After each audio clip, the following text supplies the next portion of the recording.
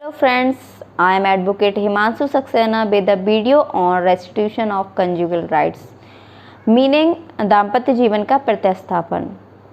Marriage imposes an obligation on both husband and wife to cohabit with each other, and the necessary implication is that they live together. But suppose one party refuses to another to live together, then is any law or legal process by which other party can be compelled to live with former party?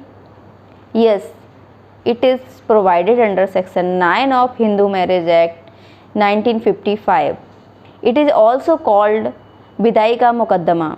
So friends, marriage या विवाह जो है वो पति पत्नी पर एक शर्त आरोपित करता है कि वो दोनों कोहेबिट करें और वो साथ में रहें. बट अगर एक पार्टी दूसरे के साथ रहने के लिए मना कर देती है बिना किसी रीजनेबल कॉज के, तो जो पहली पार्टी है तो वो क्या दूसरी को फोर्स कर सकती है साथ में रहने के लिए?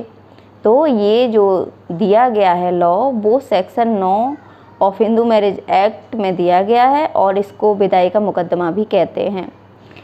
This law provided the remedy of restitution of conjugal rights, and from this law English common law adopted it, and from English common law it is adopted in Indian law.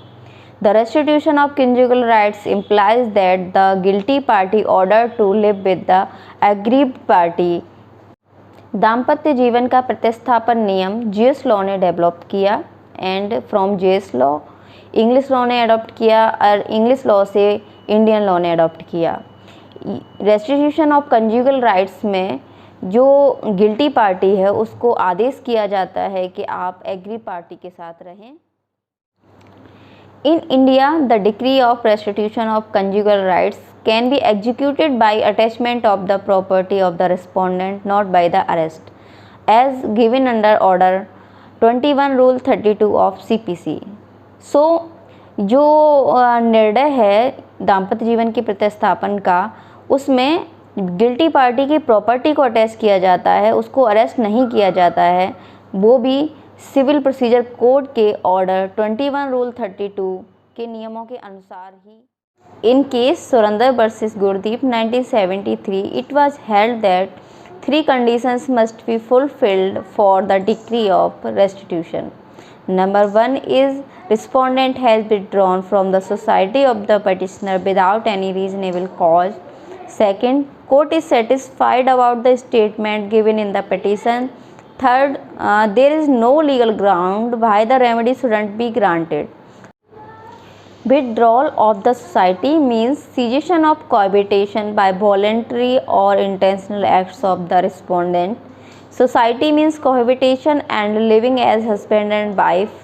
And reasonable excuse. Reasonable excuse meaning, and we can define as cruelty, harassment, mentally or physically by the petitioner. That's why respondent has deserted from the petitioner. So अगर number 1 condition ये है कि petitioner को ये दिखाना पड़ेगा कि बिना किसी रीज़न के रिस्पोंडेंट उसको छोड़ के चला गया है अलग रहने के लिए. Second condition is the court is satisfied about the statement given in the petition. So it is depend upon the proof that you given in the court. And third one is there is no legal ground why the relief shouldn't be granted. तो आपने जो proof दिया है अगर उससे court satisfy होगी तो decree आपके फेवर में जाएगी. अगर आपके प्रूफ से कोर्ट सेटिस्फाई नहीं होता है और कोर्ट को कोई भी रीजनेबल एक्सक्यूज़ दिखता है तो डिक्री आपके फेवर में नहीं जाएगी. Now burden of proof. Burden of proof किस पार्टी पे जाएगा, petitioner पर या रिस्पोंडेंट पर? तो सबसे पहले petitioner पे. petitioner have to prove in the court that respondent has withdrawn from the society without any reasonable cause. एक बार वह प्रूव कर देता है देन ये बर्डन ऑफ प्रूफ रिस्पोंडेंट पे जाएगा कि उसको प्रूव करना पड़ेगा कि रीजनेबल एक्सक्यूज है, रीजनेबल रीज़न है डिजर्सन होने का. So burden of proof first upon petitioner then upon the respondent. In case T. Sartha बनाम T. Venkat Subbiah 1983, its constitutional validity challenged and By the court, it was held that it is violative of right of privacy and human dignity guaranteed by Article 21 of the Constitution. And कहा गया कि ये बहुत ही क्रूर घृणित प्रावधान है जो एक महिला को प्रेशराइज करता है किसी के साथ रहने के लिए जो जिसके साथ वह रहना नहीं चाहती। इन केस हरविंदर कौर बनाम Harmendra Singh 1984 Delhi high court, Honorable Judge Abad Bihari Rohtagi completely dissented by the Andhra Pradesh court's judgment and said it is not violative of Article 14 and 21 of the Constitution. Now, two courts were in the different situation that they were opposing each other's judgments. Then a leading case on the restitution of conjugal right is Saroj Rani Banam Sudarshan 1984 Supreme Court.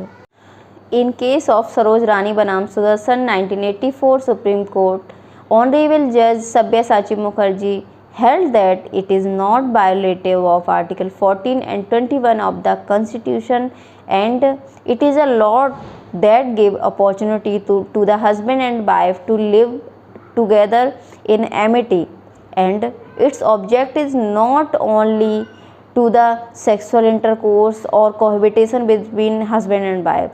It give also an opportunity for both husband and wife each other comfort. So the remedy of restitution is not only for restitute the cohabitation but also for the consortium of the spouse. So it fulfills social object and it is not violative of Article 14 and 21 of Constitution. That is clear in the case Saroj Rani बनाम Sudarshan.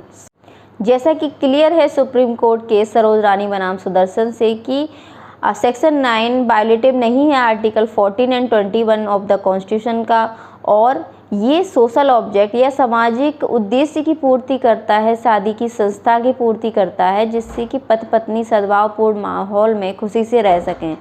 And it's punishment is not punitive, means अगर आप इसकी degree का पालन नहीं करते हैं, आप अपने हस्बैंड या वाइफ या स्पाउस के साथ नहीं रहना चाहते हैं तो आप ना जाएं, आपकी प्रॉपर्टी अटैच होगी, आपका अरेस्ट नहीं होगा। So this is the law relating to the restitution of conjugal rights. Thank you friends.